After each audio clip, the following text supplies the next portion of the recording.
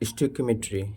It is one of the topic which is being asked by the ICC board. This is the type 3 problems. Stoichiometry में होता क्या है कि when the balanced chemical equation, mind it, the balanced chemical equation is used to find the moles, volumes, numbers, number of particles and masses of the compound or the element or the atom is called the stoichiometry. यानी कि type 1 के problem में जो हम लोग देखे थे उसमें देखे थे क्या कि मोल्स हमको फाइंड करना था, वॉल्यूम्स फाइंड करना था, नंबर ऑफ पार्टिकल्स और एटम्स और मॉलिक्यूल्स फाइंड करना था एंड मासेस फाइंड करना था। किसका? कंपाउंड का और एलिमेंट का और एटम का।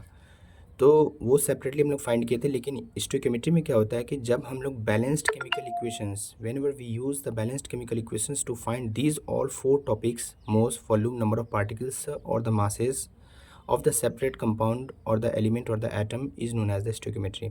For example, यहाँ पे हमारा एक बैलेंस्ड केमिकल इक्वेशन है।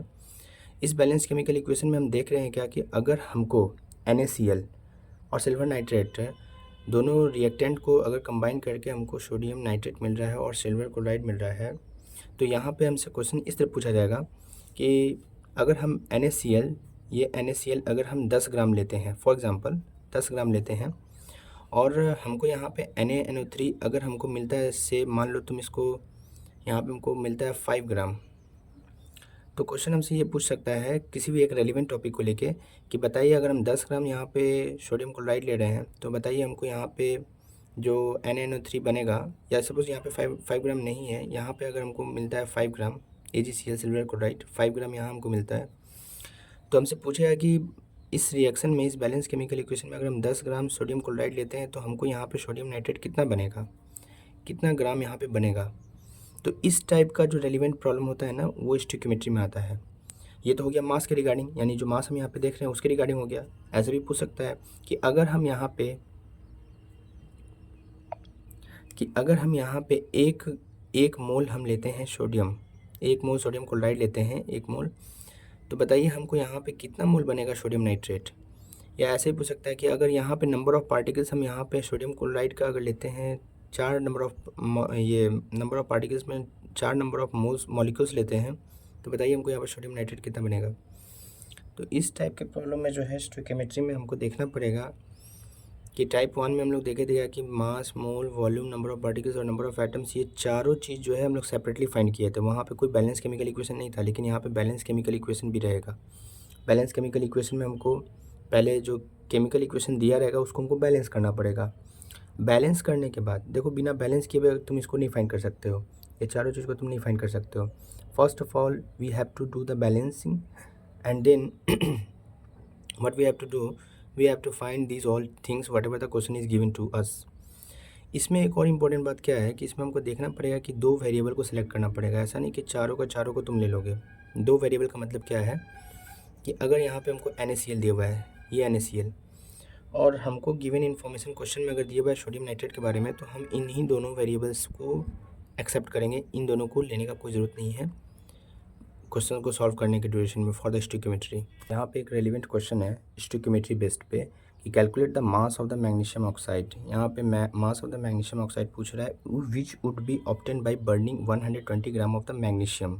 120 ग्राम मैग्नीशियम को हमको जब बर्न करना है एयर के कॉन्टैक्ट में, तो हमको मैग्नीशियम ऑक्साइड बनता है। अब ये जो मैग्नीशियम ऑक्साइड बन रहा है, तो ये पूछ रहा है कि बताइए इस मैग्नीशियम ऑक्साइड का मास क्या होगा।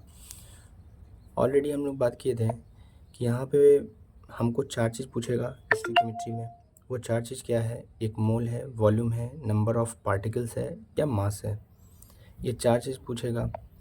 अब इन 4 चीज़ में से यही चीज़ पूछ रहा है तुमको यहाँ पे कि क्या मास होगा मैग्नीशियम ऑक्साइड का अगर मैग्नीशियम को 120 ग्राम मैग्नीशियम को अगर हम एयर के कांटेक्ट में जलाते हैं। तो यहाँ पे फर्स्ट ऑफ ऑल हमको करना क्या है कि बोर्ड में जो है तुमको केमिकल इक्वेशन नहीं दिया रहेगा। केमिकल इक्वेशन तुमको खुद से, या वहाँ पे बोर्ड में क्या है, दो तरीके से पूछा जाएगा स्टोइकियोमेट्री का क्वेश्चन। एक तो तुमको बोर्ड में केमिकल इक्वेशन दे भी सकता है और नहीं भी दे सकता है। नहीं देगा तो इसका मतलब तुम ये समझ लेना कि तुमको वो खुद से करना है और खुद से केमिकल रिएक्शन को बैलेंस करके then you have to solve the masses वगैरह जो भी यहाँ पे है, चारों चीज़, मोल्स है, वॉल्यूम है, number of particles and mass है।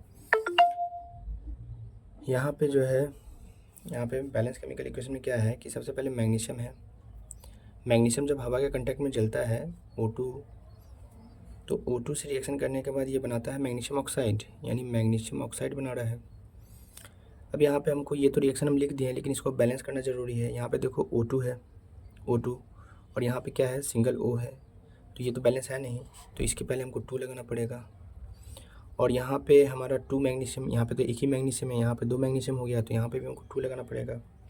तो इस तरह बैलेंस केमिकल इक्वेशन होने के बाद ही हम प्रोसीड करेंगे फर्दर स्टेप की तरफ। जैसे कि स्टोइकियोमेट्री में ऑलरेडी हम ऊपर लिखे थे, when the balance chemical equation is used to find the moles, volumes, number of particles और एटम्स और the molecules and the masses of the compound और element is called the stoichiometry. तो इसी में क्या है कि सबसे पहले हमको गिवन केमिकल इक्वेशन को हमको बैलेंस करना है, बच्चों के हम बैलेंस कर चुके हैं, ठीक है। अब यहाँ पे जो गिवन डाटा है उस डाटा को हम नीचे लिख देते हैं। क्या बोला है, 120 ग्राम मैग्नीशियम है, तो मैग्नीशियम के नीचे जस्ट लिख दो तुम 120 ग्राम। 120 ग्राम ये तुम्हारा क्या हो गया, ये तुम्हारा हो गया given mass. This is the given mass, हमको गिवन मास दे दिया है। पूछा हमसे क्या है, पूछा है कि बताइए मैग्नीशियम ऑक्साइड कितना बनेगा अगर 120 ग्राम हम लेते हैं तो ये चीज़ हमको जानना है, जो कि हम x ग्राम यहाँ पे बगल में लिख दिए हैं, ठीक है। अब यहाँ पे ये चीज़ तो हमको ये सब गिवन है। यहाँ पे हमको कितना बनता है, अगर 120 ग्राम, सपोज डैट अगर हम 120 ग्राम, ये 120 ग्राम मान लेते हैं, ये 120 ग्राम जो है मैग्नीशियम है, this is the 120 gram of the magnesium powder. When it is react with the oxygen, then what is the mass of the product, that is the magnesium oxide is formed on the product side. इसका mass पूछ रहा है कि 120 ग्राम अगर oxygen contact में आता है तो यहाँ पे कितना मास इसका बनेगा, क्वेश्चन ये पूछ रहा है। ये चीज़ तो हम लिख दिए हैं जो गिवन डाटा है। उसके बाद तुमको क्या लिखना है, यहाँ पे तुमको लिखना है यहाँ पे कि मैग्नीशियम का जो ग्राम एटॉमिक मास होता है वो कितना होता है। तो ग्राम एटॉमिक मास मैग्नीशियम का होता है 24 ग्राम, तो 24 ग्राम हम यहाँ पे लिख दिए हैं। फिर यहाँ पे कितने मोल्स हैं, जितने भी यहाँ पे जो तुम्हारे पास कंपाउंड और एलिमेंट हैं, जैसे ये एलिमेंट है तो इस एलिमेंट के पहले जो अगर 2 लगा हुआ है और इस कंपाउंड के पहले अगर 2 लगा हुआ है तो ये 2 जो है ना मोल्स होता है, मोल्स। तो यहाँ पे ये 2 मोल मैग्नीशियम है, तो ये तो हमारा 24 ग्राम क्या हो गया, ग्राम एटॉमिक मास हो गया। और यहाँ चूँकि 2 ऑलरेडी प्रोडक्ट में है तो हम यहाँ पे 2 से मल्टीप्लाई कर दिए, तो टोटल कितना हो गया, 48 ग्राम हो गया। दिस इज़ द 48 ग्राम। ये 48 ग्राम क्या हो गया, ग्राम एटॉमिक मास हो गया। ये 120 ग्राम क्या हो गया, गिवन मास हो गया, which is given by the question. और ये x ग्राम क्या है, पूछ रहा है हमसे कि 120 ग्राम जब रिएक्ट किया ऑक्सीजन के कांटेक्ट में आने के बाद तो हमको कितना ग्राम बना है मैग्नीशियम ऑक्साइड, और इसका भी हमको निकालना पड़ेगा। जैसे यहाँ पे हम निकाले ग्राम एटॉमिक मास, तो यहाँ पे हमको निकालना पड़ेगा ग्राम मॉलिक्यूलर मास निकालना पड़ेगा। ग्राम मॉलिक्यूलर मास निकालने के लिए क्या करना पड़ेगा, 2 ऑलरेडी है तो 2 रहने दिए बाहर।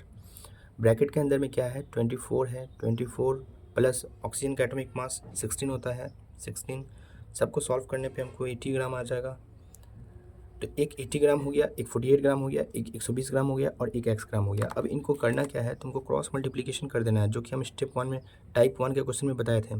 इसको मल्टीप्लाई इससे कर दो, इसको मल्टीप्लाई तुम इससे कर दो, और मल्टीप्लाई करने के बाद जो x ग्राम आएगा वही हमारा क्या होगा, मैग्नीशियम ऑक्साइड बन रहा है प्रोडक्ट साइड में। For example x into 48 gram is equal to 80 gram into 120 gram. x is equal to 80 gram into 120 gram divided by 48 gram. 1 gram से 1 ग्राम कैंसिल हो गया।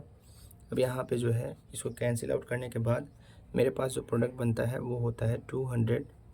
इतना ग्राम हमको मास जो है मैग्नीशियम ऑक्साइड बनेगा। This is the magnesium oxide which is formed. इतना ग्राम तब बनेगा जब हम यहाँ पे 120 ग्राम लेंगे मैग्नीशियम, ठीक है। तो ये चीज़ ध्यान रखना है हमको कि 120 ग्राम तब, ये 200 ग्राम तब बन रहा है जब हम ले रहे हैं 120 ग्राम मैग्नीशियम ऑक्साइड हो गया ये। सो देखो स्टोइकियोमेट्री में जो है बेसिकली हम लोग क्या देखे अभी तक, स्टोइकियोमेट्री में यही देखे कि एक बैलेंस केमिकल इक्वेशन है। अगर बैलेंस केमिकल इक्वेशन नहीं दिया हुआ है क्वेश्चन में तो you have to do the balance first of all balancing it chemical equation, and you have to find. Question तुमको 4 चीज़ पूछ सकता है, पूछेगा कि बैलेंस केमिकल इक्वेशन में मोल्स बताइए, या फिर उसका वॉल्यूम बताइए, या फिर नंबर ऑफ पार्टिकल्स बताइए, या फिर मास बताइए। किसका बताइए ये सब चीज़, ऑफ द कंपाउंड और द एलिमेंट, या फिर एटम का। तो यहाँ पे तुम देख ही रहो, this is the balanced chemical equation. और इस बैलेंस केमिकल इक्वेशन में जो है हमको जो गिवन मास यहाँ पे दिया हुआ था 120 ग्राम और यहाँ पे दिया हुआ था यहाँ पे x ग्राम हमसे पूछ रहा था, तो कैसे हमने सॉल्व किया वो तुमने देख लिया। तो इस तरीके से जो है क्वेश्चंस तुमसे पूछेगा स्टोइकियोमेट्री बेस्ड पे। इससे रिगार्डिंग और भी जो क्वेश्चंस है हम लोग देखेंगे नेक्स्ट वीडियो में।